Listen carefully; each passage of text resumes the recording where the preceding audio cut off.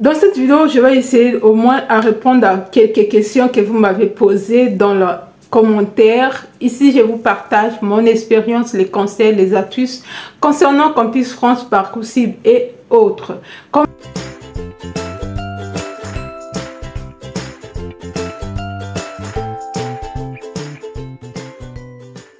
je disais, je vais répondre à quelques commentaires. Première question, je viens d'avoir l'acceptation. Que faire pour la demande de visa? Si tu viens d'avoir l'acceptation, tu dois savoir que tu dois passer aux dernières étapes, c'est de valider ton dossier au niveau de Campus France pour que Campus France te donne l'attestation de préalable d'accord de ton acceptation. Et aussi, tu dois savoir la liste des documents à fournir. Tu dois déjà faire ces démarches, de chercher la liste des documents à fournir pour le visa et préparer tes documents petit à petit. Normalement, à partir de mois fin juin, début juillet, vous devez déjà commencer à faire vos démarches et à prendre rendez-vous au niveau de l'ambassade si vous avez fini avec Campus France. L'autre question, la personne me demande que je n'ai pas toujours les réponses des établissements. Ce n'est que normal. Les réponses des établissements peuvent aller jusqu'en mi-juin. Voilà, les réponses tardives, ce n'est que normal. Ça va dépendre à quel moment vous avez finalisé votre dossier. Campus France, vous avez passé l'entretien. Campus France a soumis votre dossier, a traité votre dossier. Ça va dépendre de ces éléments-là. Donc, si vous avez soumis votre dossier et que vous avez payé les frais de scolarité, que Campus France a transmis votre dossier, dites-vous que vous allez recevoir la réponse des établissements. Au cas contraire, vous devez chercher ce qu'on appelle la loi du silence. Regardez ce que dit cette loi-là. Si jamais, au bout de 7 mois, pour les gens qui ont fait les demandes en première année, vous n'avez pas toujours la réponse de votre établissement, vous pouvez leur demander de vous accorder l'acceptation par rapport à la loi du silence. Si vous êtes en licence ou master deuxième année, c'est à partir après 3 mois, je crois bien. Il faut bien regarder les dates avant de demander cette attestation. Une autre personne me demande, est-ce qu'un garant financier peut être un membre de la famille? Peu importe la personne qui va être votre garant financier ou qui est la personne qui va vous rédiger l'attestation de virement irrévocable, ça peut être membre de votre famille, ça peut être l'ami proche de votre famille, ça peut être une connaissance. Mais ce qui est important, la personne doit gagner plus le SMIC, au-delà du SMIC. Donc, à partir de plus de 1800 € par mois. Et la personne ne doit pas avoir beaucoup de charges dans son foyer fiscal. Donc, ça veut dire que dans la maison, la personne ne peut pas avoir beaucoup d'enfants en charge. Donc, ça veut dire que n'importe qui peut être votre garant. Il suffit à la personne de justifier la moralité, qui gagne bien sa vie, qui vous envoie des bons papiers. Ça passe au niveau de l'ambassade.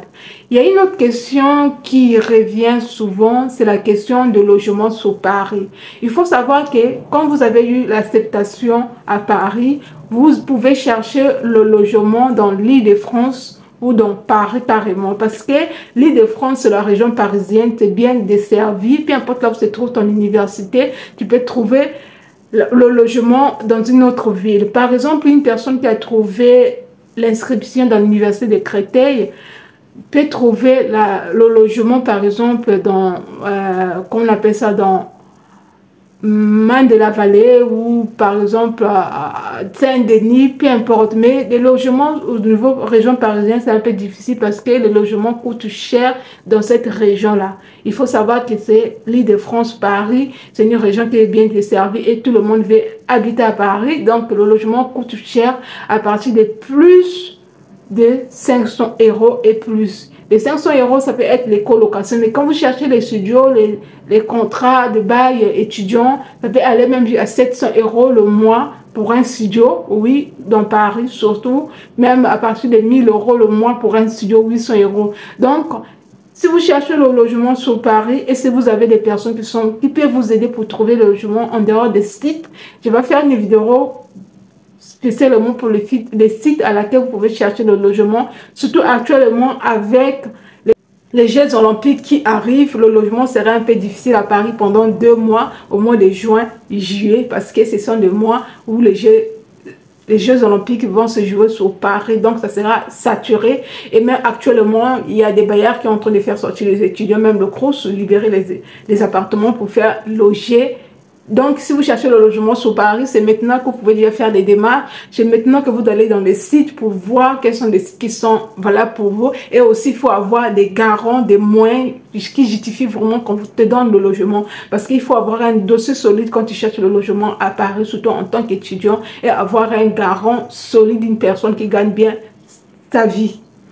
Voilà un peu les questions que je voulais répondre. Je ne sais pas si j'ai oublié d'autres questions. Pour moi, ce sont des questions qui paraissent très importantes actuellement dans l'état actuel. Au moins, si j'ai oublié encore d'autres questions.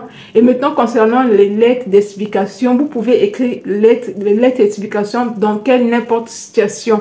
C'est à vous de savoir dans quelle situation vous vous trouvez pour écrire une lettre d'explication. Même pour le logement, vous pouvez faire la lettre d'explication. Quand vous cherchez le logement pour un bailleur, vous pouvez inciter le bailleur de vous donner le logement, de lui montrer vos motivations, vos moyens de financement, par exemple, vos revenus, vos ressources, comment vous allez financer, vous payez le loyer. Donc, à n'importe quel moment, vous pouvez faire cette lettre explicative. Je vous dis à très bientôt. Si vous avez des questions, n'hésitez pas de me les poser dans les commentaires. N'hésitez pas de partager dans vos groupes WhatsApp. Et aussi de me laisser des pouces bleus et de vous abonner afin de soutenir la chaîne. Je vous dis à très bientôt et bonne chance dans votre parcours de combattant. Merci, à bientôt.